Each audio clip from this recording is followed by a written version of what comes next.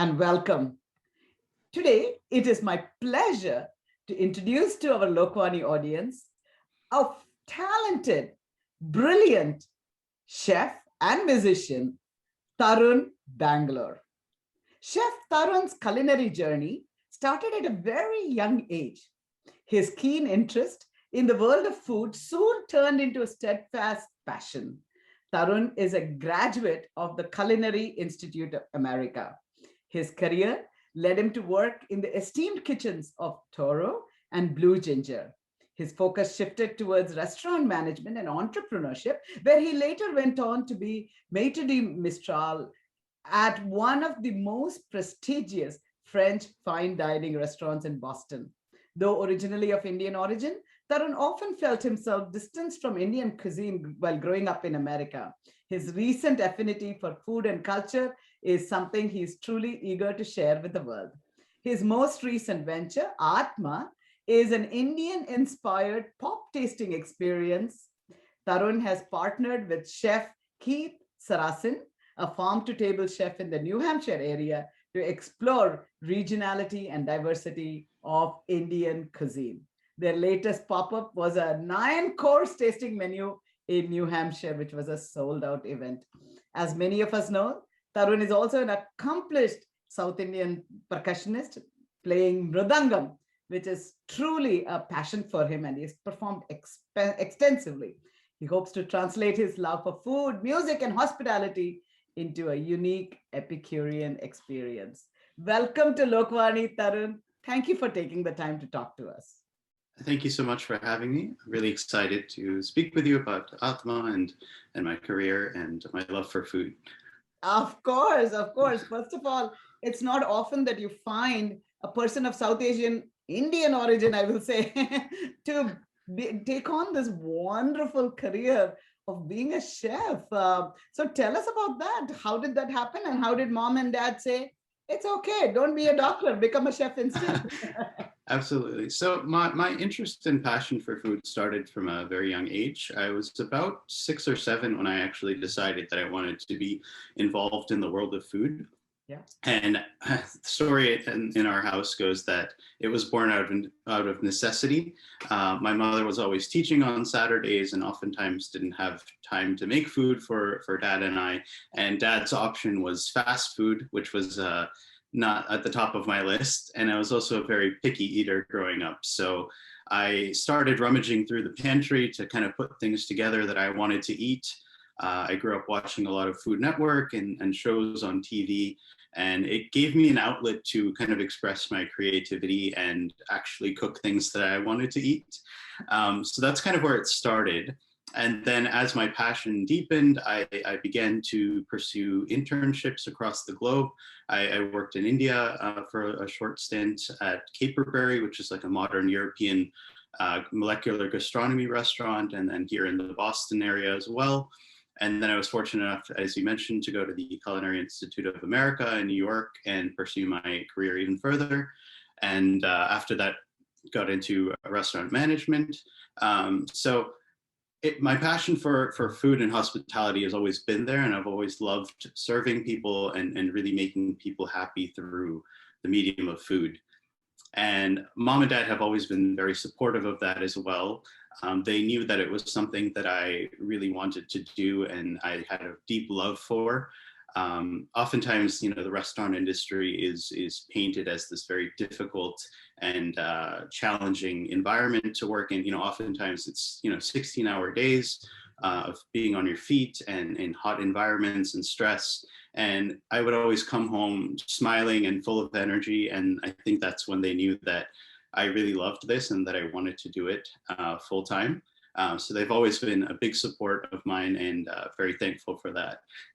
That is fantastic. I mean, knowing your mom, as I do, I know that she's not a doctor, but a tremendously successful musician. And I know she followed her passion. And so yes. I remember her telling me that, it's important that you follow your passion, but I'm sure she made you work very hard and made you as good at it as anything else. And I know she does that to all her students, and that's a fantastic thing. Now, of course, when I think of Indian food, coming to Atma, it has been this all you can eat 10.99 buffet, and to go from there to being a very upscale, very classic, beautifully done Michelin star kind of restaurant, how has that journey happened? And I'd love to know more about, at least the little I heard about Atma. I think that's what you're trying to do. And I would also like to know, what is a pop-up restaurant? If you could explain to our viewers, that'll be great. Sure, absolutely. So I'll start with why Indian food. My interest in Indian food actually has only been in the last 2 years. Post college, in college, I actually wasn't a fan of Indian food. I couldn't eat any spice. I'd come back home and mom would make something and I'd say it's super spicy and just not eat it. But I don't know, something I kind of have this interest in kind of retracing my roots and a real appreciation for the technicality and the complexity of Indian food. I studied French food in college and it's difficult, but Indian food really makes it look simple. A lot of the techniques in Indian food are unique to the Indian subcontinent, and I just was fascinated with it. So it's been a recent phenomenon for me, and I've just spent, especially the pandemic period, just studying Indian food and what makes it so special, and the kind of the lack of popularity of Indian food in America as well. So with Atma, our goal is to kind of make Indian food a more approachable cuisine for most people. I think currently, like you said, a lot of Indian restaurants sort of perpetuate the same cuisine. Punjabi food kind of tends to be a little bit greasy, the same selections, chicken tikka masala, butter chicken, paneer, all of these things that you can get at every single restaurant. But Indian food is far more complex than that and nuanced, and there's a regionality to it. You have the cuisines of Kerala, Tamil Nadu, Karnataka, all of these southern cuisines that are so underrepresented in the restaurant industry. So with Atma, we're trying to promote those cuisines and really bring those culinary techniques and flavors to the forefront. So a pop-up restaurant is essentially a provisional event designed to showcase a concept in a temporary location.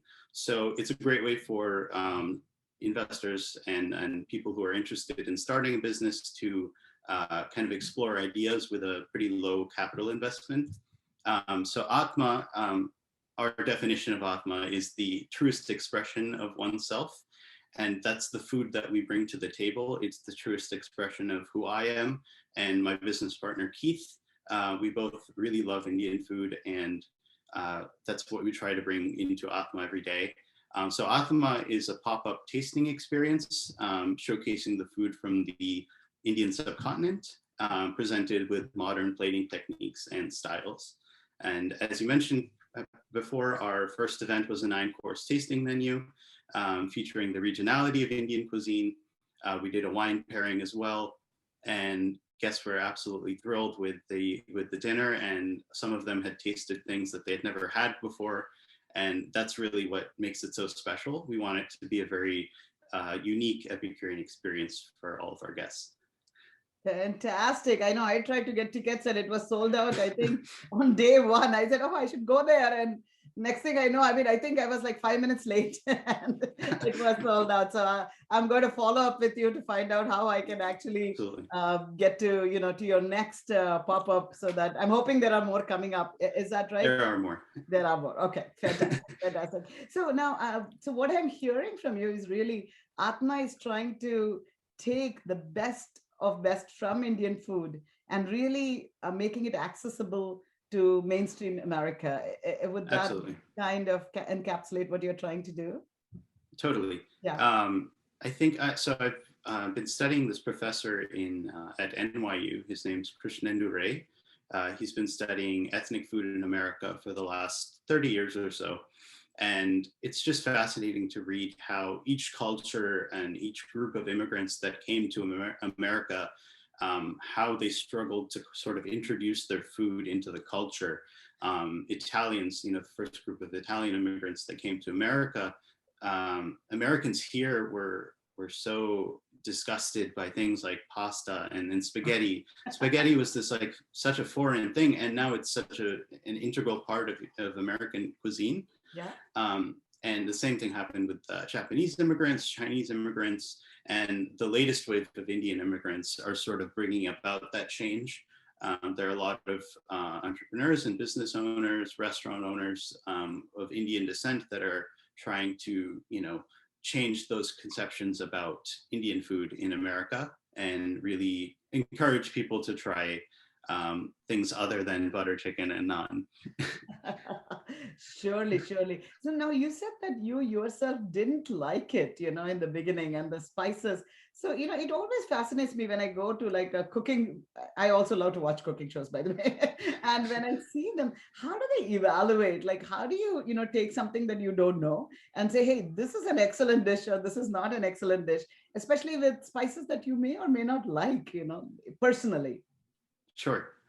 So the reason I didn't like Indian food, it's kind of a more complicated answer than I just didn't like the flavors. I think growing up as an Indian American kid in America, you sort of feel yourself distanced at times from your culture and from your food. Oftentimes, you're eating lunch in a cafeteria and it's, hot dogs, cheeseburgers, mac and cheese that are the offerings. And, if you bring in a chutney and cheese sandwich or idlis with, malaga puri, Yes. I don't know. I always felt a little awkward eating it around some friends. There's always this air of judgment or someone's going to say, oh, that smells weird. So I think a lot of Indian kids do feel this kind of, they don't really feel like expressing their culture and food in that public space. But I've also seen a lot of kids now who are coming out of college into the work field and noticing that people really do appreciate Indian food and flavors and feel more confident about kind of sharing them with the world. So I think that's kind of where I didn't feel as confident liking it, but now I'm like, I encourage all of my friends to try Indian food. I make a lot of Indian food for my friends. I can handle really spicy food now, which I love. That's excellent. Wonderful, wonderful. So there is much hope for making the, what is it, Michelin star four, is it? I don't know Yes. what is the maximum number of stars in the Michelin thing to for Indian restaurants as well. Do you feel Sure. there's much hope in that? And is that your goal to get to something like that? Sure. I think there is a lot of pressure associated with gaining a Michelin star. I'm not entirely sure if it's something that we're chasing. I Yeah. think we're a very grassroots effort in the sense that we want to start everyone from scratch in terms of their appreciation for Indian food. Our next event, we're actually hosting a VIP event where we are going to be grinding a fresh garam masala for guests. So showcasing, the spices, we're going to have them handle the cinnamon, the cloves, because a lot of people don't know where a lot of these things come from and how they're grown. So have it be a very interactive space so that people have a much deeper appreciation rather than just paying some sum for, a dinner and walking out satisfied. We want people to really be involved in the meal. And so that's a great way to do that. And so we're really looking forward to doing that. Fantastic. And I was going to, you talked about the spices and the more I'm studying about the spices, they seem to have great health benefits. The idea of vegetarianism, veganism is picking up quite a bit in the United States when it comes to health. And these are ideas that are very, I think very organic to Indian cuisine. So, but yet it's not yet mainstream. So, do you see these kind of ideas permeating mainstream? And do you really see much hope for veganism, vegetarianism in the future? Where do you see it all going? Where do you see food going in the United States? Sure. I think definitely there's a trend leaning towards vegetarianism and I'd say veganism as well to a certain extent. I think a lot of it comes from this idea of sustainability. It's a fact that the meat industry, the seafood industry, all of these things are not sustainable the way that they're going. So a lot of people kind of feel obligated to make a change in their diet towards vegetables and sort of plant alternatives.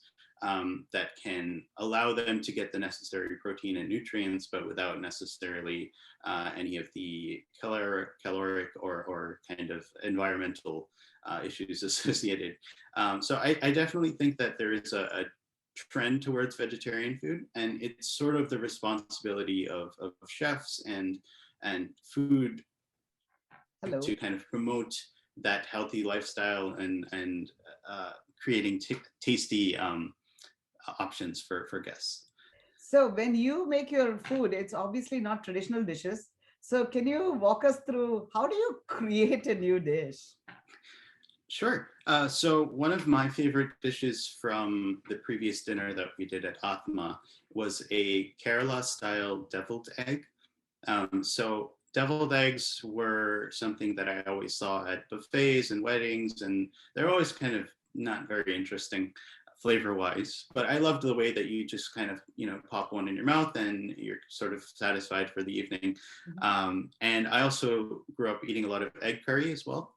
And there's a beautiful Nadan style curry gravy from Kerala where it has coconut milk, a little bit of clove, cinnamon, shallots. So I absolutely loved that gravy. And I always thought that the egg curry dish as well was a very disjointed dish. You had some hard-boiled eggs sort of floating around in this gravy, but it never felt cohesive. So my inspiration for this dish was to blend the gravy into the egg yolk portion, so that we would be able to pipe it into the egg white. I made a crispy curry leaf garnish, some pickled mustard seeds, and biadiki chili powder, which is a type of chili from Karnataka. Yeah. So you get all of these flavors in one bite, and you're able to taste kind of the flavors of Kerala in just 2 to 3 bites. So the inspiration can kind of come from a lot of places. A lot of it's from my own experiences, sometimes from music. So I try to draw inspiration from everything. Wow, from music. So let's go there now. You're a tremendously talented mridanga player. This I know very well. So music is an inspiration for food, and that's very interesting. And also, where is that music career going? I mean, we really know that pursuing that as a passion, you could have certainly been tough competition in that world as well. So tell us more about music journey and how it has integrated with deviled egg. Sure. So when Keith and I were putting together Atma and kind of brainstorming, he has always been a huge supporter of mine and music. He always believes that you should be your truest expression of yourself should be in the restaurant as well. And music is such a large part of my life. I'm constantly listening to Carnatic music, classical music, jazz. These things are always playing in my headphones or in the house. So he wanted that to be an integral part of the experience. So I came up with a playlist that we were showcasing for the dinner that featured some classical pieces, some kind of fusion. And I really wanted people to experience, the true version of Indian music as well. Not just the Bollywood item numbers, but the true nuanced classical stuff as well. And so a lot of that kind of permeates my thinking when I'm coming up with dishes. I was actually listening to a ghazal piece when I came up with the final dessert that we served for Atma. It was a panna cotta, so it's a pan flavored panna cotta. Pan, for some reason, I always remember all of these artists kind of chewing pan and that flavor kind of permeating the audience as well. And that kind of smell and that sensation inspired me to create this dessert. So it's this beautiful, like light green panna cotta with Parle-G crumble at the bottom. Wow. And roux afza strawberries. So it was really delicious way to end the meal. You're making me hungry. My mouth is watering. All my favorite flavors, put together. Oh my God. So do you still practice mridangam? I do. I still try as much as I can. My schedule is getting quite busy, but an hour here or there is as much as I can do right now. But I still try to actively perform. I really love mridangam. I think it again gives you an outlet to kind of express your thoughts and creativity. And I'm always strumming on something. Anybody that knows me, I'm doing that constantly. So it's just such a part of me that I hope to continue with it, for the rest of my life in Of some course. capacity. Yeah, I know it. I have done the same. Dance has been so important while doing other things in life as well. So I think we are blessed to have that Absolutely. wonderful opportunity. So I know as a chef, you went between management and coming back to cooking and all of that. So I'd love for you to tell me a little bit about that. And then where do you see yourself going from here? Sure.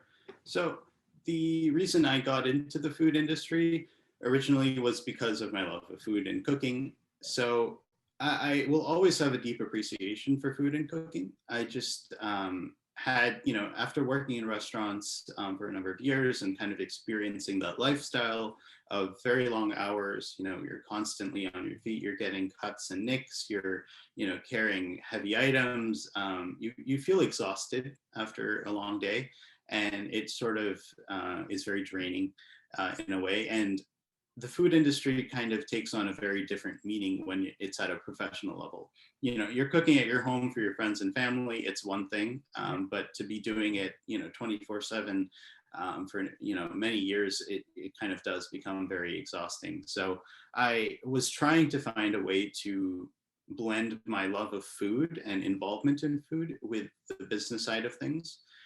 So I found that restaurant management, entrepreneurship, and kind of ownership gives you that ability to see everything from a top-down point of view. You get to be involved with the food and creation side of things. You get to handle, the finances and the accounting, and also express your creativity in terms of what you see as a vision for your company and for your concept. So Atma has kind of given me that outlet to explore all of those things that I really love. So I see myself kind of being in the position of entrepreneurship owner going forward, kind of exploring concepts like Atma and hopefully starting many more like that in the area. So that's kind of what I'm focusing on right now. Fantastic, Tarun. Fantastic. I have to ask you one last question, which is, Yes. you are the son of the legendary Taran, and I know that she has been such an influence, such a tough teacher, such a caring teacher for so many people. What was it like to grow up in a house to be the son of Taran, and of course your dear dad? But I know that in the He gets Indian left out. community, your mom has been very famous and Yeah. very has touched the lives of thousands, so Absolutely. She's been very supportive all along. I actually did start learning music from her very early on, yeah. but I gave her a really hard time. Would never practice, Oh my constantly. God. She's famous for yelling at kids for not practicing, so I Yeah. don't know how that went with you. Somehow it never had any effect on me. So she's like, go learn something else. So I picked up the mridangam. I don't. We have a good relationship. We listen to a lot of music together. Kind of have that mutual appreciation for it, and every once in a while I try and give her advice on how she should teach her students, but that never goes over well. um, but we definitely spend a lot of time together, and she's always been kind of hands off, but also very inspirational for me. So That's very good. happy I to know have her. both your parents have been great cheerleaders for you and your work and Yes. all of that. So that's great. So this is great. So I think the advice to South Asian parents whose children might be looking at not being, having a career where the kids are choosing an alternate career to the Right. standard Indian career, what would your advice be? I definitely, it sounds sort of cliche, but follow your passion. I think when you're doing something that you're passionate about on a daily basis, Yeah. it stops feeling like work after a certain point. And, you're just going to be happy in the long run. And your happiness and what you do with your life is really important for all aspects of your life. So I just encourage people to, if you like something, just go ahead and do it. It's going to be hard at times, but just follow your passion. spoken like a true entrepreneur, true successful entrepreneur, to be Thank you. honest. Every entrepreneur I ask, they say just follow your passion, All and right. success will follow. That it's the point is not the success, the point is not the accomplishment, the point is just Right. to do what you love. And I think that's what you're doing, Tarun. God bless you. Our sincere best Thank you so wishes to much. you. I look forward to maybe getting a ticket to one of your Atma events if I am so lucky. Maybe I'll talk to you to early book myself. And Absolutely. so you're saying one last question is, if people want to Mhm. cater or do something unique, you are available to do such a thing. And is there a website or something that I can refer to people for people to Sure. contact you? Absolutely. So we are starting a catering business on the side as well. It's a private events and bespoke catering. So we try to tailor it as much to the needs of the client as we can. Currently starting off pretty small scale, but hoping to expand that as well. The best way to contact me is actually on Instagram. My handle is Tarun Banglore. Just in the day and age of social media, that's the most convenient. We don't have a name for our concept yet, but we're working towards building that as well. So if anybody would like a small scale catering event, we can definitely do that for you. Right. Is there for old people who may not be on Instagram, is there an email address, or is there something else that a website or something that we can refer you to? Sure. So for Atma, we have a domain. It's actually through Farmers Dinner. If you just Google Farmers Dinner Atma, you'll be able to find it. But it's a work in progress, so we'll definitely have that up and running soon. I know you're on Um, Facebook as well, so people can yeah, contact the you on that. Facebook, any of the social medias is probably the best way as of now. Perfect. Wonderful, Tarun. God bless you. It's been a pleasure to interview you, and look forward to seeing your journey emerge as we go along. Right. God bless. Thank you. Thank you. Thank you so much.